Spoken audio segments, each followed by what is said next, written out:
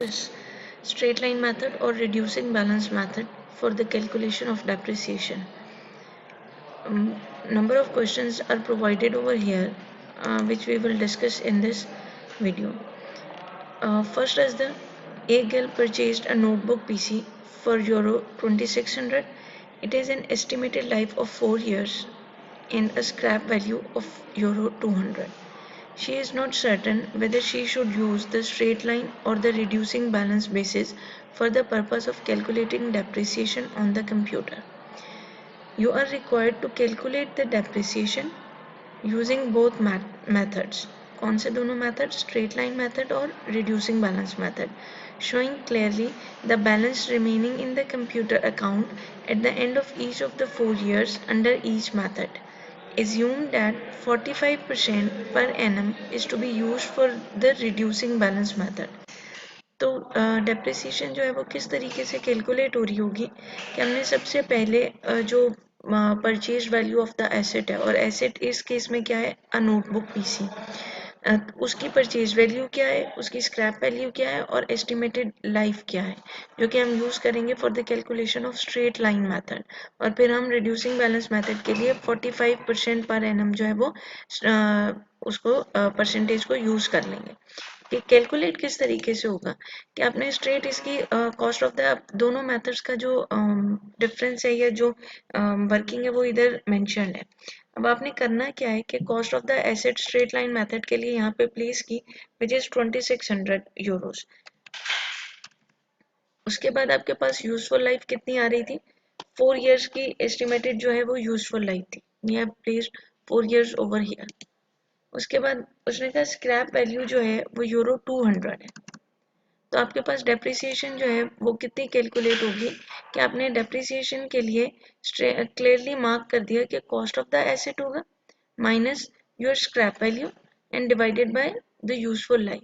तो आपके पास डेप्रिसिएशन क्या कैलकुलेट होनी चाहिए, जहाँ पे आप कह रहे हैं कि आपकी scrap useful life of the asset minus आपके पास आ जाएगी आपकी स्क्रैप वैल्यू,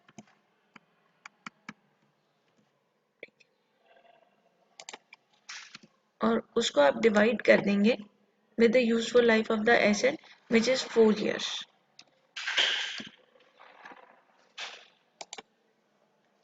तो 600 जो है वो डेप्रिसिएशन कैलकुलेट हो जाएगी for the first year in your straight line method.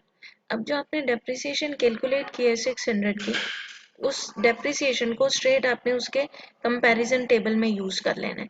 आपकी कॉस्ट थी 2600 फॉर दैट पीसी, उसके बाद फर्स्ट ईयर की डेप्रिसिएशन आ रही है 600 की, तो लेस हो गया इस 2600 से 600, तो रिमेनिंग 2000 यूरोस बच गए। उसके बाद नेक्स्ट ईयर में फिर स्ट्रेट लाइन मेथड है, सेम डेप्रिसिएशन जो है वो अमाउंट कैलकुलेट हो रही है डेप्रिसिएशन की, 600 फिर से कैलकुलेट हो गया, रिमेनिंग हो गया 1400। This process will goes on till the 4th year, यानी हमने इस वाले प्रोसेस तक इसको कैलकुलेट करके देना, ठीक है, क्योंकि हम 4 इयर्स की कैलकुलेट कर रहे हैं। तो यहाँ तक जब हमने डेप्रिसिएशन को कैलकुलेट किया तो रिमेनिंग बैलेंस जो है वो हमारे पास कितना बच रहा है 200 यूरोस का, जो कि हमने पहले कहा कि हमारी स्क्रैप वैल्यू जो है वो 200 यूरोस बचेगी at the end of the 4 years of useful life. तो आपके पास डेप्रिसिएशन की कैलकुलेशन के बाद भी वो 200 जो है वो रिमेनिंग कैलकुलेट हो जाएगा। This is how we calculate the straight line method depreciation. अब दूसरा मेथड उसने कहा है रिड्यूसिंग बैलेंस मेथड के थ्रू कैलकुलेट करके बताएं कि आपकी डेप्रिसिएशन जो है वो कितनी होगी। इस सिनेरियो में आपकी cost of the asset same carry हो रही है जो कि 2600 है। उसके बाद हमने ये कहा कि रिड्यूसिंग बैलेंस मेथड के लिए 45% जो है वो यूज करेगा through annually through out the 4 years. तो हमारे पास 45% मीन्स 0.45 जो है वो इन कैलकुलेशन आ जाएगा। अब हमने जब उसकी डेप्रिसिएशन कैलकुलेट करनी है तो हम सिंपल क्या करेंगे, हम उसकी कॉस्ट ऑफ द एसेट को मल्टीप्लाई कर देंगे उसके परसेंटेज वैल्यू के साथ।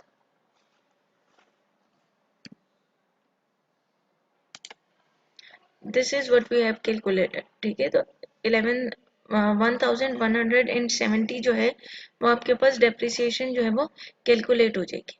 अब आपके पास डेप्रिसिएशन जब भी रिड्यूसिंग बैलेंस के लिए कैलकुलेट करते हैं तो डेप्रिसिएशन हर साल के लिए कैलकुलेट होती है और वो किस वैल्यू पे कैलकुलेट होती है, जो उसकी रिमेनिंग बैलेंस होता है, रिमेनिंग वैल्यू होती है, उस पे डेप्रिसिएशन कैलकुलेट होती है। जिस तरह हमने स्ट्रेट लाइन में तो वन टाइम इसको स्ट्रेट कैलकुलेट कर लिया था, रिड्यूसिंग बैलेंस मेथड में इधर स्ट्रेट कैलकुलेशन की बजाय हम हर साल सर्टेन अमाउंट जो है उसको कैलकुलेट करते रहते हैं।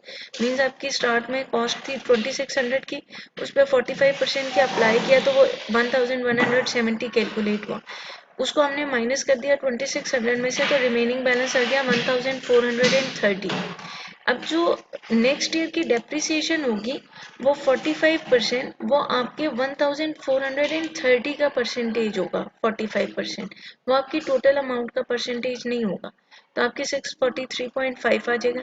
इसी तरह जब थर्ड ईयर पे आपकी डेप्रिसिएशन पहुंचेगी तो उसी वैल्यू का जो कि आपके प्रीवियस ईयर का रिमेनिंग बैलेंस था, आप उससे अपनी डेप्रिसिएशन को कैलकुलेट करके देंगे।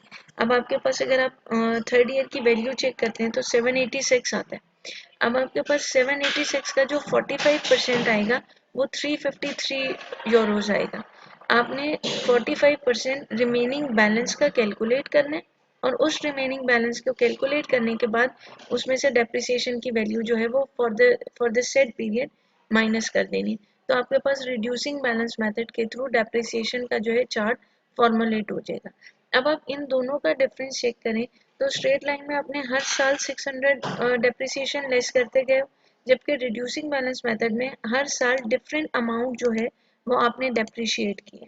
ठीक, और by the end of the 2 years आपके पास स्ट्रेट लाइन मेथड में स्ट्रेट अवे वही वैल्यू अवेलेबल थी जो कि स्क्रैप वैल्यू थी for the end of the useful life, जबकि रिड्यूसिंग बैलेंस मेथड में आपके पास स्क्रैप वैल्यू का डिफरेंस आता है, क्योंकि आप हर साल डिफरेंट वैल्यू को रिड्यूसिंग बैलेंस मेथड में एज ए डेप्रिसिएशन जो है वो कैलकुलेट करते जाते हो।